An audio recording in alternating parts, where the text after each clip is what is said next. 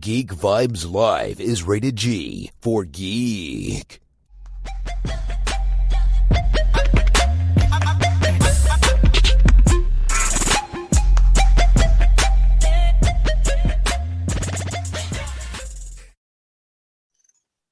All right. Hello, everyone. Welcome back to amazing Geek Vibes Live interview. I'm your host, Tia, and I have with me an amazing special guest. You guys know how much I love American Gods. I've been speaking to a lot of the fantastic actors, and I am so happy to be introducing you all to Omid Abtahi. Welcome. How are you? I am doing good. Thank you for asking. Thank you for having me. Oh, yeah, absolutely. I mean, Salim, I feel, has been such a touchstone for the series since season one. And of course, we have to talk about the fantastic 8th episode that just premiered this Sunday. I mean, I just want to start with how amazing has it been to work up towards an episode like episode 8? It was I from the moment I first read episode 8, I was incredibly excited about it. And this year it was a little bit different than the previous years because the writers actually sat me down and kind of took me through the arc of Salim. And so I was able to play, different notes throughout the season, knowing that this is how the story was going to end, at least, for this season. So, and usually like when you see something in writing and it's great, and then you film it and it feels great, and you kind of cross your fingers that everything else when it comes to editing or cinematography or music, that all of it is going to, the stars are going to align and you're going to get a magnificent episode. And I was so just thrilled that it was everything and more than I thought it would be. And the feedback from the fans has been nothing short of, amazing as well. As I said, your character has been such a touchstone. The fandom loves Salim, including myself. And Salim who's always been this very warm character, who's always had hope, really didn't feel like he had any hope this season. So that was really sad, but also wonderfully crafted by you. So since you knew that Salim was going to end up how he did in episode 8, did it help you as you were crafting this very solemn Salim in the beginning of season 3? Like knowing how the story ended, yes, right. For sure, yes, because otherwise, you might be playing the solemn, sad puppy beat and not knowing when that beat is going to end, and you don't want to live in that world too much because I don't know, it's as an actor you're constantly looking for different levels. So I knew I can sulk for the first little bit of the season. Because I think the knowing where he ended up, it just magnifies how he ends up knowing where he started, Exactly. To me, one of the saddest things about Salim in season 3, not really was losing the Jinn, even though that was quite sad because we lost Musa for the season. But it was seeing Salim lose his faith in his religion. I mean, that seemed to be such like a cornerstone of Salim. So how was it acting that out? It was great. And it meant a lot to me personally, because and you're right. And it wasn't just Salim losing the Jinn that made him question his faith, but how can you, if you imagine Salim coming across all these different gods and from all walks of life and beyond, like how can you not at least, inquire that maybe life and spirituality is more than you thought it was. But I was very grateful that the journey ended with him like solidifying his faith and realizing that everybody, there is room for what he believes and how he believes it. And and I was grateful to the writers that we could touch upon it. And that scene in the car with Laura, you know, I have, you know, I have lived that scene in my real life, and I had a moment in my life in my old beat up Chevy Celebrity, where my spirituality was questioned for the first time when I was much younger. And so it just brought back all the feels for me. So yeah, that scene was, it was personal for me. It was so wonderfully acted, and I actually watched your interview with Ricky yesterday, the Moon Monday, and you had touched upon that, which, by the way, Ricky could have a career in being an interviewer. He is really great. Oh my God. I mean, he has the personality for it, and he's, you know, he asks great questions, and he does his homework about you. And yesterday was so much fun. If I could do that every Monday, you know, my life would be better. Well, He's such. I was going to say maybe during the rest of the pandemic, you guys could do like a podcast together. Yeah, in a heartbeat. Whatever. More Ricky in my life, the better. Yeah. But, you know, you did that also well, you know, portraying Saleem going through this sort of crisis. And it was very nice to see at the end of episode 8, Saleem praying again. Before season 3 had come out, I believe you had did an interview where you said that some of your favorite scenes in season 3 were just you and Emily Browning, you know, talking in the car, speaking to each other in Mr. Evis's place. I mean, how was it crafting this sort of really beautiful friendship with Saleem and Laura? This is, I mean, if I could answer it in one word, it was effortless. And I think a lot of that had to do with Emily and I's chemistry going back to season 1. We really connected on a very personal level and developed a friendship outside of the show. And so to reconnect as characters and just sit there and talk to each other and listen to each other. And it just, honestly, yeah, it was effortless is the word that comes to my mind. And really that's the ultimate compliment an actor can give another actor. Because she made it very easy to work, and working didn't feel like work. It felt really effortless because you had this sort of mirror road trip, like as you had in season 1, even though Matt Sweeney was there as well. And I love Pablo Schreiber as Matt Sweeney, but it kind of added like a little bit of a comedic aspect. Whereas with this, Laura and Saleem both were really grieving. And it was so beautiful. I loved it so much. I really enjoyed your scenes with Laura. And I really, truly hope that this isn't the last time that we see Saleem and Laura again. I mean, was it kind of sad for you two to film your, say, last scene together?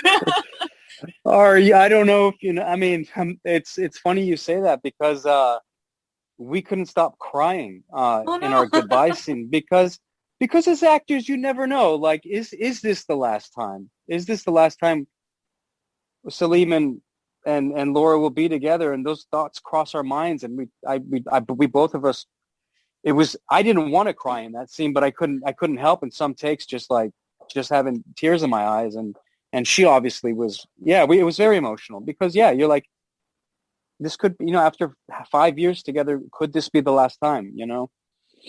That is amazing to think about it as 5 years, because for us it's 3 seasons, but you have all been working together for quite a long time now. Yeah, since I think 2016. Yeah, so that makes it 5 years. Yeah, it's a very ambitious show. So you know you're gonna get. It takes 2 years to make one season. That's the math, at least. After season 1, see, I hadn't read the book before season 1, but after season 1, waiting for season 2, I said to myself, let me read the book. And I was a little shocked to see that Saleem had such a small role in the book. Did you ever know that Saleem's character would be developed the way it was in the show, as opposed to the small role that he could have had? I did. Yeah. Going into it. I had a wonderful conversation with Michael Green and Brian Fuller, and they were very big fans of Salim and the Jinn and the potential of that storyline. And their intention was to develop these characters for many seasons beyond just the one episode. But obviously when you have changes in showrunners, you're kind of that changes the game a little bit. But I've been very grateful, especially this season with this new writing team and with Chick, that Salim, his story and his circumstances really resonated with them, and I'm just forever grateful for the work I was able to do this season, because you can tell an actor, that's a great performance or you did a great job, but that great performance is not possible without great writing and without great directing. And so really what the actor does is the tip of an iceberg of a performance, and there's so much more beneath the water. And it just really seems as if the writing was so wonderful this season, not just in episode 8, the entire season so far. And to go back kind of with Salim and why he was so solemn for most of the season was because of the Jinn taking off, which was quite surprising considering we saw in season 2, Salim and the Jinn essentially riding off into the sunset.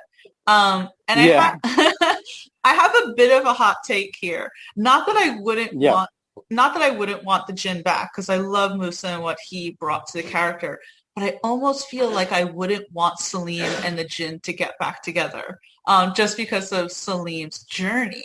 Do you kind of feel the same way, or if the writing went in the direction of the Jinn coming back and them getting back together, would you want it to go in that direction?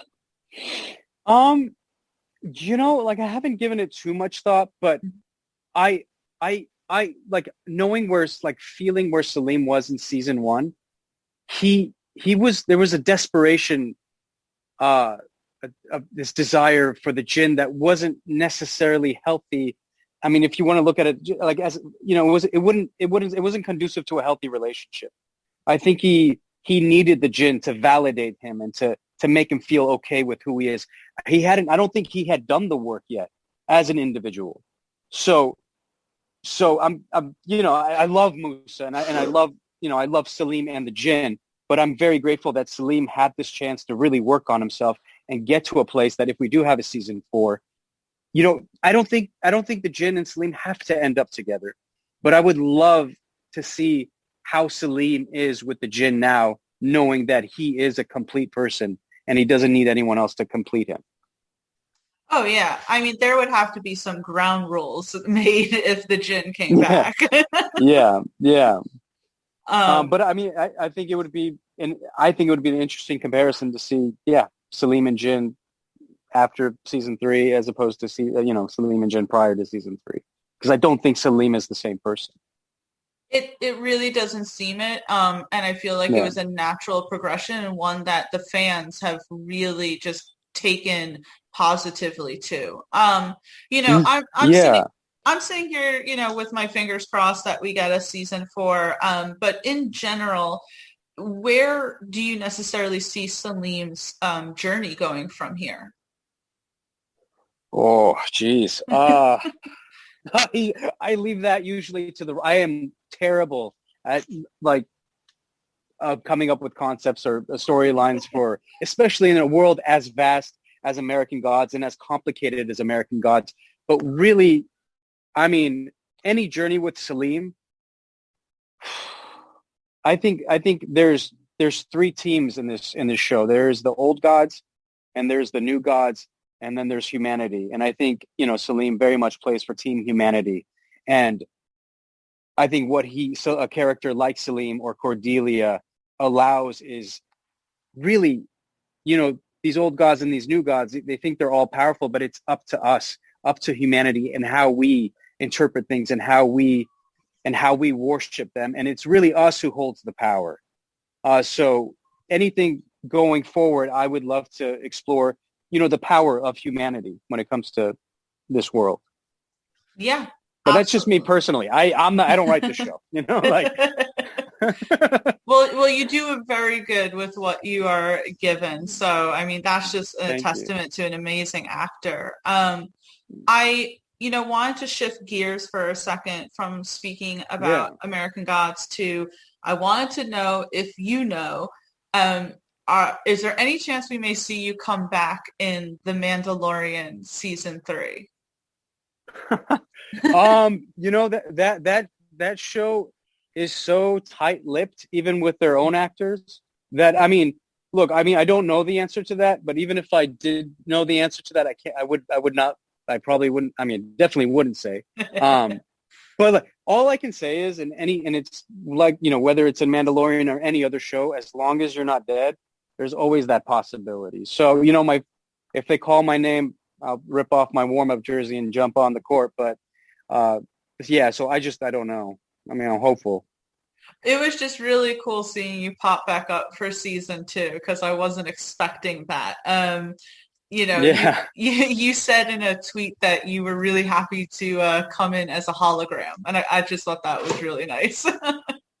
Oh, yeah. Because, I mean, you saw it when we were talking about it with Ricky, like my agents were like trying to downplay it, like it's just a hologram. And I had to correct them because I was like, hey, I'm sorry, there's no such thing as just a hologram. That is like life goals right there. So, very blessed. Yeah, definitely no such thing as just a hologram. I mean, this is Star Wars. Yeah. Being a hologram is awesome. Yeah.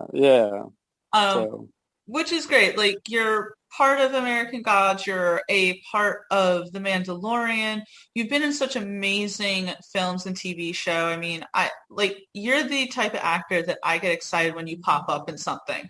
I watched Argo for the first time this year, and I was like, holy crap, wow. There's Omid. Yeah, I was late to the game. Yeah, that's because you have time with the pandemic or something? I think that's what it is. I think when it came out, I just maybe wasn't interested in those sort of stories.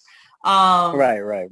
I also don't think, just to be frank with you, at the time, maybe wasn't like the biggest fan of Ben Affleck, but now I am. So, maybe that was it. But right.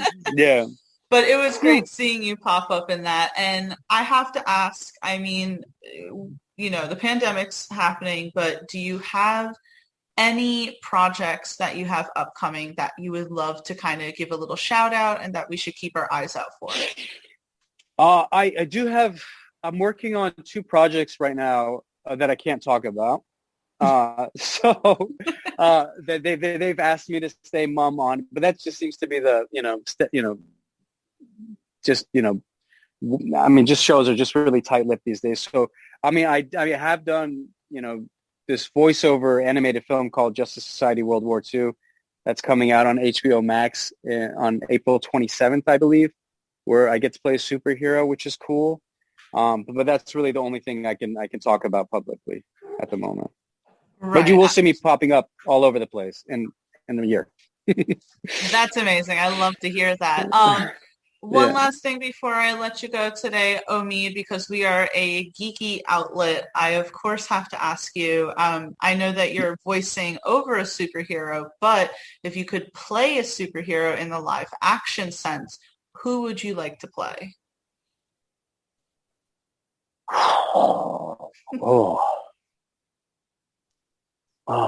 See, that's a tough part because growing up, you don't see too many superheroes that look like you, or I mean, I don't know who I would like to play, but getting to know Flash as well as I did working on this project, I can tell you, like, I would love to be a character like the Flash who can move fast and who can, almost just be in 2 places at once because of speed. But yeah, I off the top of my head, I don't know who. I don't know. I don't know what's out there that I would fit. What resonated with me growing up was Clark Kent before he was Superman. Like, I felt like, oh yeah, I'm like Clark Kent, wear the glasses, kind of nerdy, and maybe somewhere deep inside there's a Superman inside. I mean, I would love it. Again, as a fan of you and a fan of the superhero movies, it'd be pretty awesome to see you either in the Marvel or the DC universe. But Omid, I really appreciate you taking the time to speak with me today. Your performance in American Gods has just been one of the best performances I've seen on screen. And I really appreciate you bringing that sort of story to the forefront. I just hope to see you pop up in more. I hope so. Fingers crossed that's the case. And I just want to say I appreciate all the kind words. And I've seen you comment on Twitter, and I'm very appreciative. You've made me feel. I think yours was one of the first tweets I read after episode 8, and it was in the morning, and you just made my day. So I just wanted to thank you for that. Oh, yeah, of course, no problem. I feel as a fan, you walk a tight line between, I really just appreciate you. I don't want to seem like I'm being over, anything. No, not at all. The only thing is that my just being a father and having my son with me at all times, I just try, I usually try to like something, and if I want to respond, I have to respond at a later time. So it just, my time is limited because I'm just trying to be a good dad right now. So. But I'm you don't ever feel the way you do. Actors are sensitive beings, and we're very appreciative of the love, if I can speak for everybody. Well, I certainly appreciate that. And I also appreciate your commitment to your son. So that's really awesome. Anyone who's listening, please make sure that you're checking out American Gods. Omid just gave a knockout performance in episode 8. So you can check that out on the Stars app and also Amazon Prime if you're not in the United States. Omid, I hope that we see you again in American Gods and The Mandalorian, even if it's a quote unquote just a hologram. So I appreciate it. Thank you so much for taking the time. Awesome. All right.